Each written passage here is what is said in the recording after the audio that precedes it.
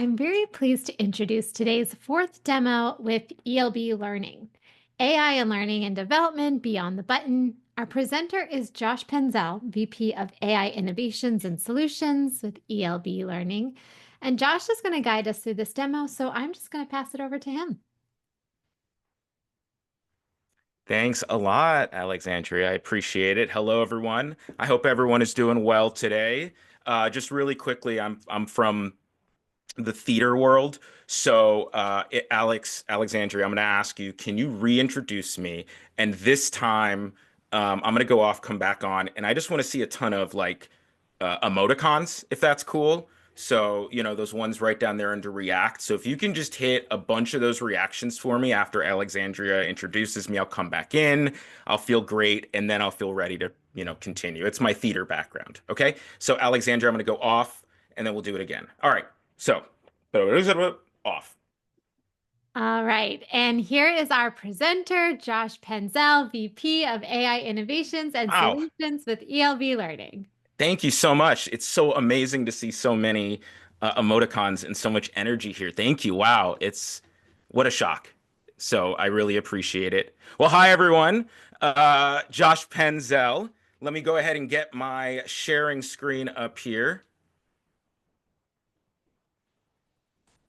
All right. And I'm guessing you can see my screen. So welcome, the human side of AI.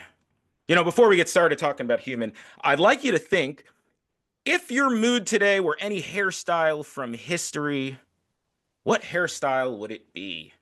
Any hairstyle from history, what hairstyle would be? And while you're thinking about that, because I'm going to come back to it, uh, I'll just tell you a little bit about myself. So I'm Josh Penzel, VP of AI Strategy and Innovation. I've led L&D teams all over the place. If you haven't been able to tell yet, I am neurodiverse. I'm one of the 14 or 15% of qualified autistics who can actually keep a job, which just goes to tell you there's a lot of great talent out there.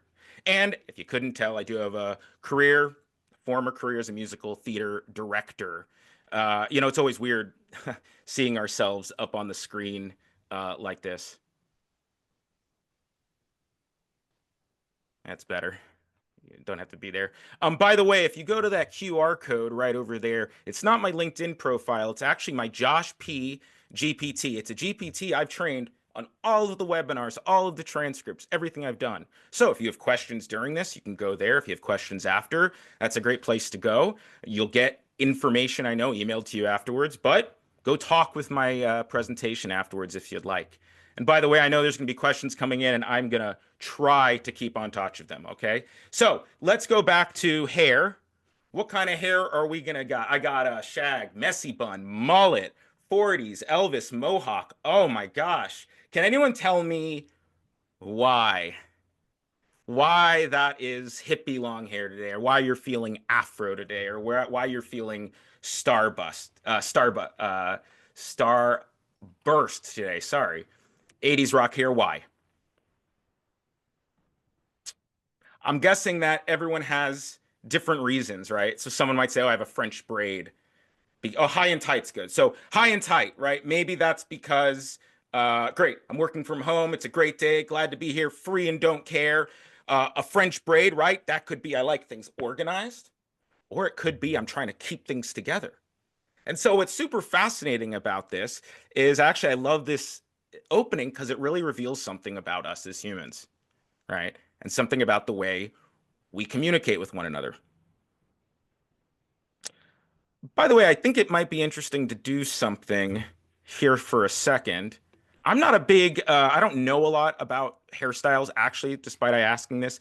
And I think maybe by the end of this session, we could create, a whole e-learning on hairstyles. So I'm just going to ask it in ChatGPT, there's a deep research function, put together a complete, I don't know, training program with every piece of information I would need to learn about hairstyles of, I don't know, all history.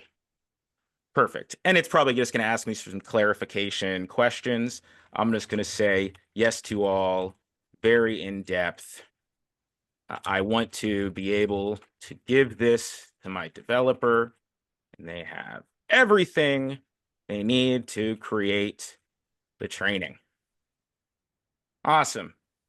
So we're going to let this run for a little bit. By the way, any of these platforms right now have these deep research things. We'll come back and see if we can, what we get. But let's go back to our presentation for now while we're learning all about hair, letting ChatGPT learn all about hairstyles. And I want to go back to this idea of language.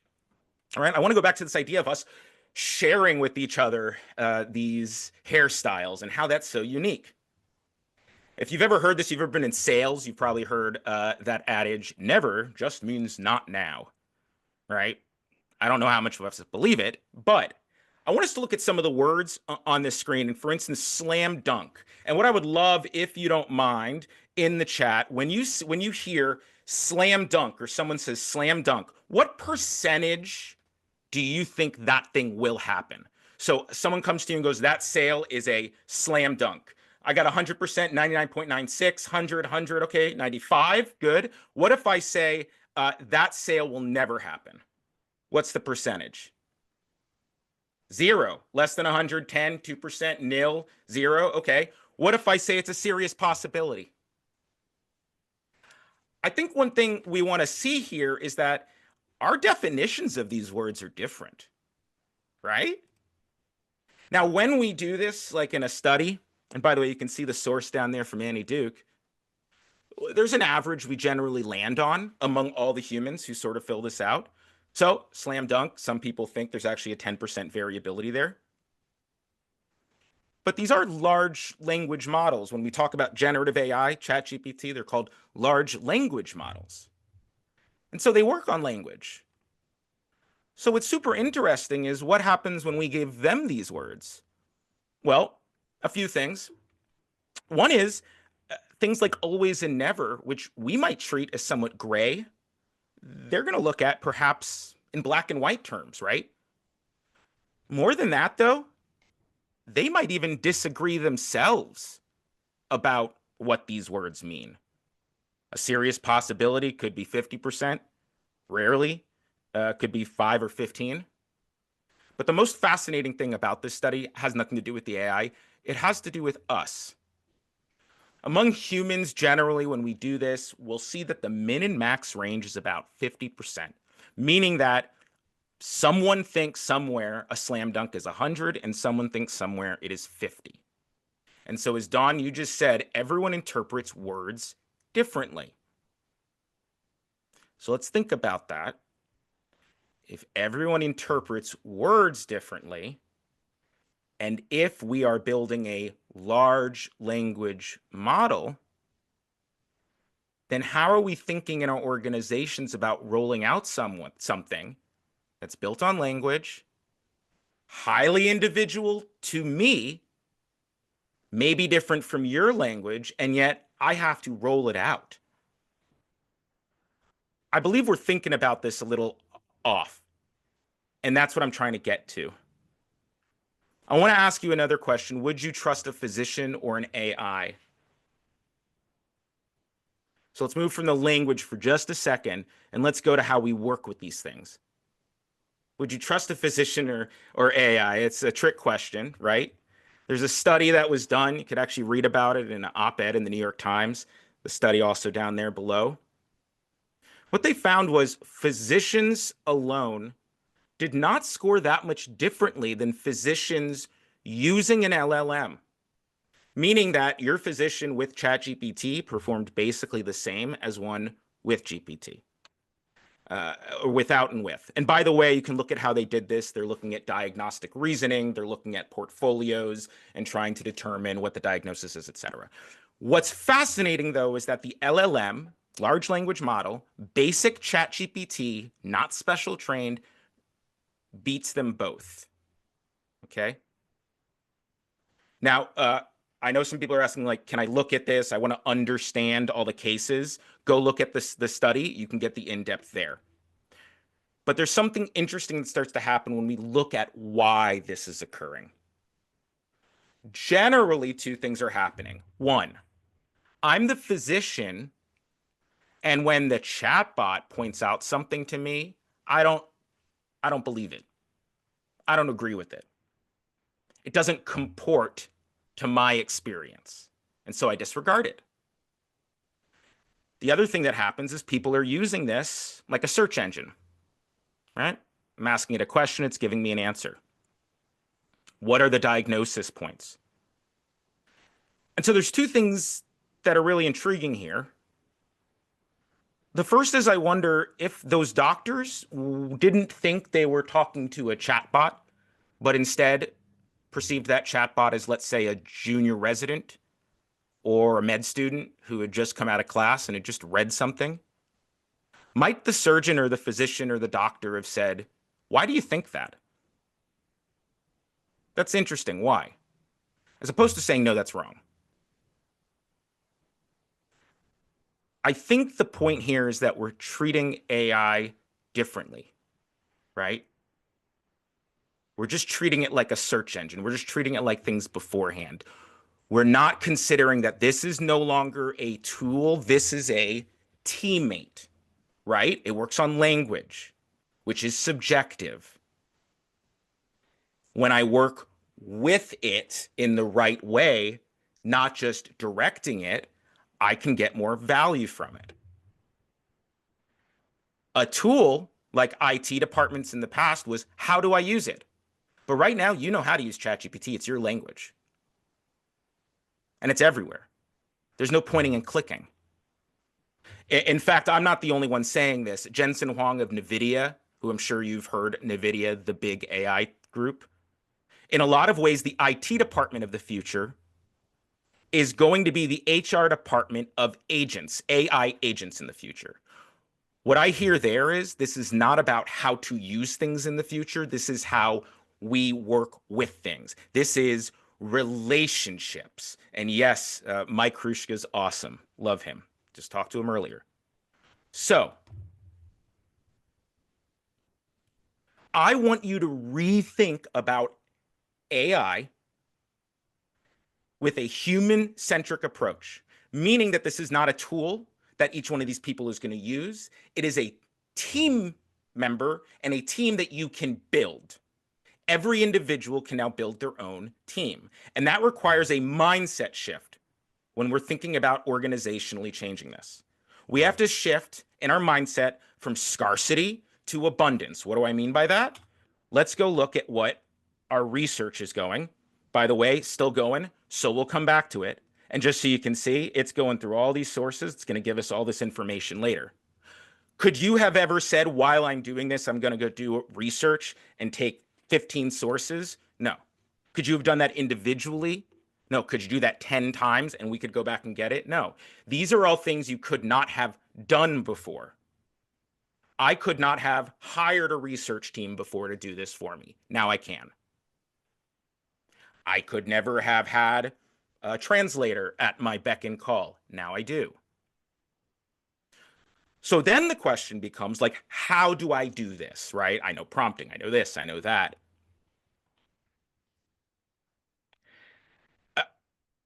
I just want to, sorry, and I just want to take a point. Notice that this is the AI augmented workplace in the future. And notice how complex it gets at the bottom. So two things. One is now at the bottom, everyone is not an individual contributor. They are a leader, which is going to get to how they build their teams. But the next thing is, how are you getting all that information and all that goodness from the people at the bottom up? Because generally, what do we do with people who do really good work? We reward them with more work.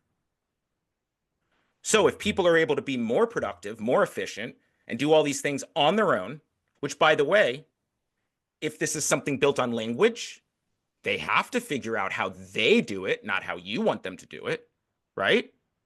So how are you going to get all that goodness and send it up? Because the goal now is not putting AI top down. It's bringing AI bottom up. Well, let me ask you this question. If we want to think about this and how we make this happen, why do we put new hires through onboarding? Why do we train new hires? I'm now not an individual contributor. I'm a team leader, right? I can hire as many people as I want. So why would I give them onboarding? To prepare them, to make sure they're doing things right, I'm guessing in the end, the reason we're actually giving them some form of onboarding is because I'm paying them and I need them to be productive or not lose money or not screw things up. And because I'm paying them on day one, I see value in not just letting them figure it out over months and months and months, right? Because I need to see a return on my investment, essentially.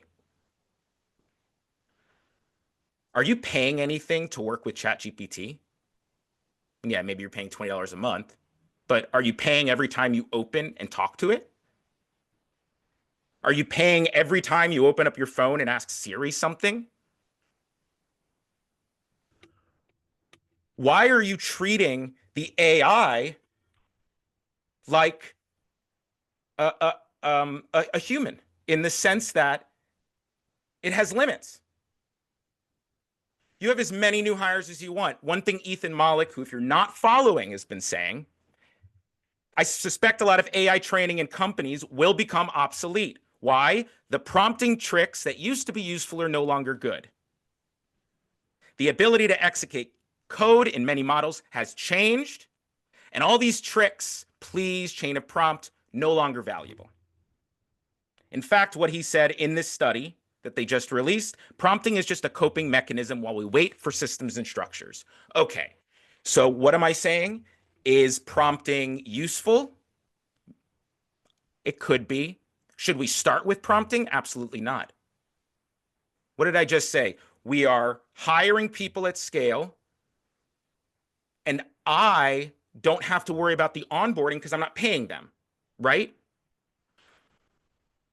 So why am I worried about doing the right prompt? Why am I worried about how to prompt correctly if already I know that I'm going to have to talk with it? I'm going to have to work with it. If this is a new hire and I hire someone, they're going to come in, they're going to do work for me, and then what's going to happen? I'm going to give them feedback, and they're going to keep doing it over and over again, and we're going to work with each other. I don't just assume that I'm going to be able to communicate to it the exact perfect way, everything I need. And by the way, why? Why can't I do that with a new hire? Language. The way I say something or I say that's great is different from another boss. We all know this. One way we've seen in improving the way of letting these AIs work is almost to let them act like an actor, be their own person, make their own decisions. There's a study here where they looked at LLMs and pretending they're method actors. Essentially, instead of saying do things this way, they say, here's what you're trying to accomplish. Here are the obstacles.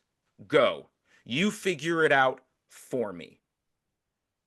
Just like when we started our hairstyle look, which by the way is still going, I did not try to put together the best prompt ever because I know what it's going to give me. I'm going to have to give it feedback anyway. And we'll come back to this and hopefully it will finish. By the way, 15 minutes of research, pretty incredible. All right. So how are you actually going to roll this out? How are you actually going to take what I'm talking about and roll it out? Because what did I just say? Prompting is worthless. And most of us are teaching prompting, right? Yes. Tanasha, you're saying this perfect, except I want to say something really interesting. When the internet started, it took 15 years for the internet, 15, 20, 30 years for the internet to go from, right? From T1 lines and backbones to dial-up to PC Anywhere to the internet to phones to web crawler to email. It took like 15, 20 years. AI was here on day one. And here's the thing. Yes, I had to learn to talk to the computer in a very specific way. Boolean searches, for instance. But AI is like a human.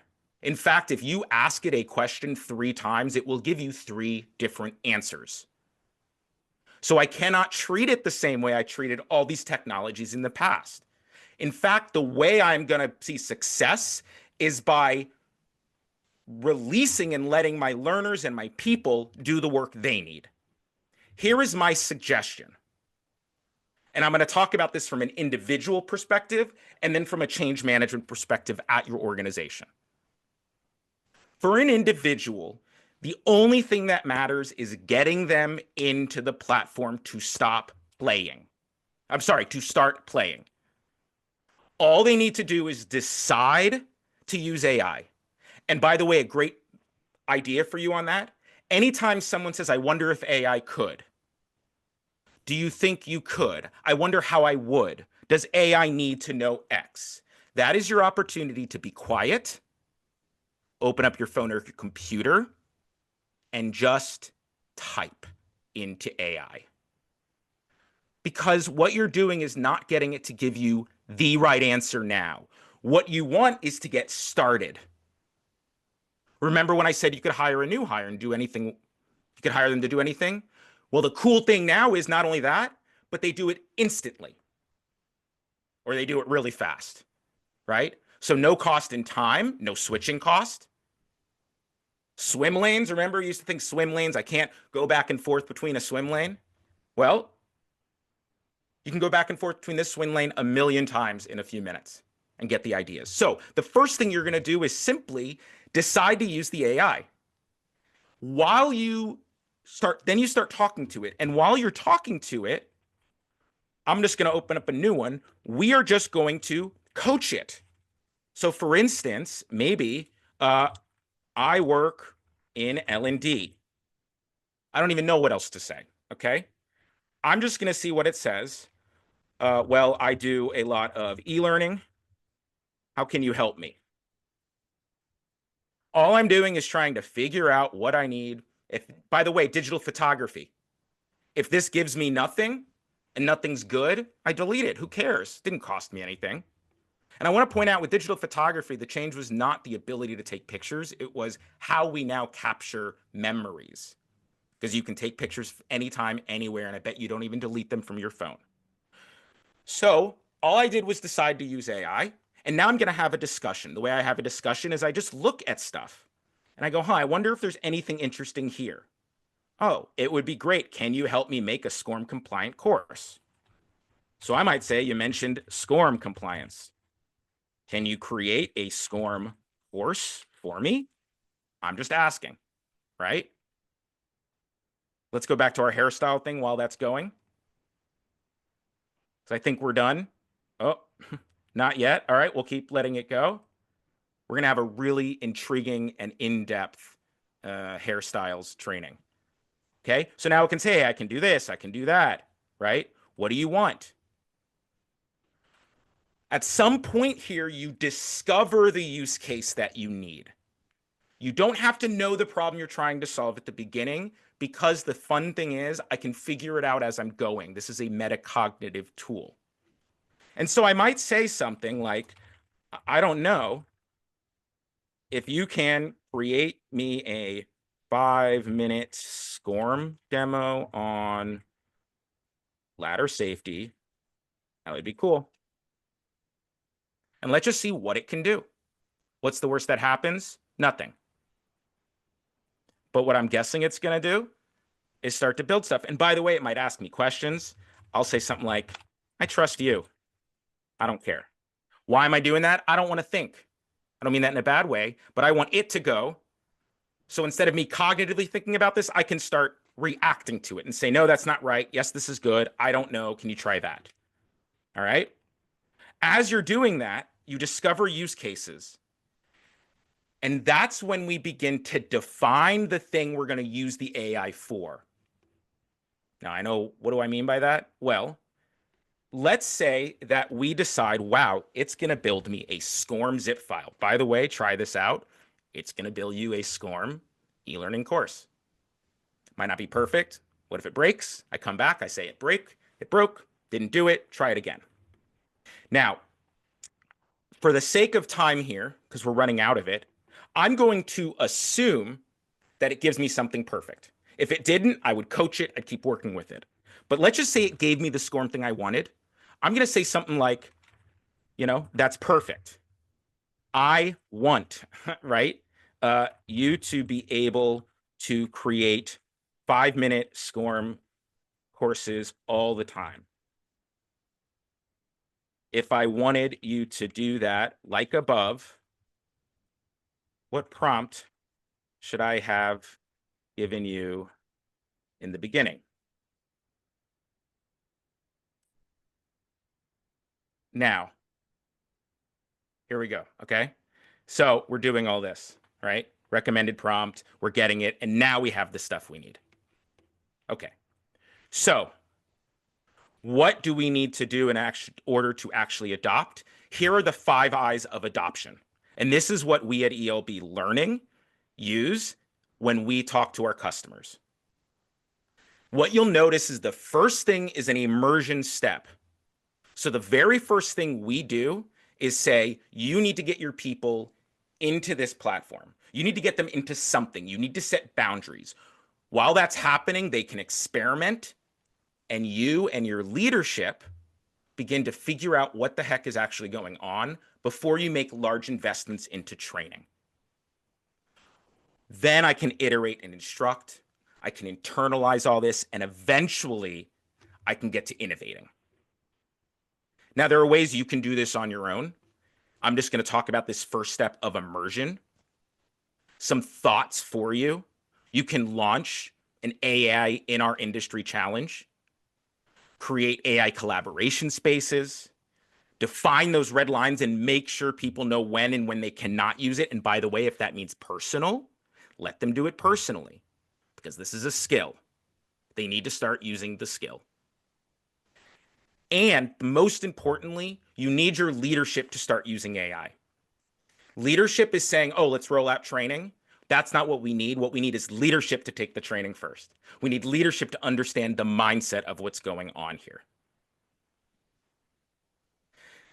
Now, we also at ELB Learning can implement this as well, right? And the way we do that is through workshops, through change management, through webinars. And if you're interested, you can talk to us about all of those things. We offer the full service. But what I wanted to make sure I shared with you is how you could get started right after this and get some insight into our methodology. I want to go back to our hairstyle thing, which is still running. So what I recommend you do is go away, start playing with this. Once you start playing with it, you'll get your ideas. You'll start to have questions. That's where you need to be right now. And then when you are there, that's the time to reach out to your colleagues, to vendors, to any of those folks, and start to understand how they think this is all going to turn out, because nobody knows for sure. Now, we at ELB Learning offer workshops called AI IQ. We offer adoption. We offer strategy. But all of that is incumbent upon us being able to talk to our organizations and understand the mindset shift here that's going on. And that begins with not knowing how we're going to use it. It begins not with formal training on prompting, which now we know is not valuable. It begins with understanding the mindset shift and starting to play and create the areas where your learners can then share back up. I know we're out of time and I have so much more I could share, but I wanted to also share a link again, a QR code again to my Josh P. GPT. And if you go in there as well, you can ask about all the ELB services that we offer. And again, before you make any major investments into this space, take a minute, think, reach out to folks like us, and let's just talk to understand where things are shifting. With that, I'm going to pause and say thank you so much. And I will, Alexandria, I think, I'm at time now. And so now am I at time? Was that right? Yeah, I was going to say we Okay. might have time for a question if anyone has one, but I don't see Yeah, I any have plenty of time chat. and questions, and I can also demo stuff if we need, because I did want to pull up other stuff. Thank you, Erica and Karen. So our company consults. Yeah, let me bring up something so I can show what we can do. But our company consults on all the stuff of how to use AI, right? This isn't about training. I can offer you a workshop on prompting, but I guarantee you that's not going to help. So what we work on is the change management. And right now, the most of that change management focus on teaching mindset, right? And understanding simply what's going on and getting people into your system, whatever that system is. Um, And we are at time, but I want to make sure that folks know that I shared a link earlier. Here's a handy link again. Thank you to Jennifer from the ELB team who was sending it to me. Huge thank you to Josh. I mean, I feel like we just scratched the surface. I wish we had more time. Demo Day rocks. You all rock. Thank you, everyone. Go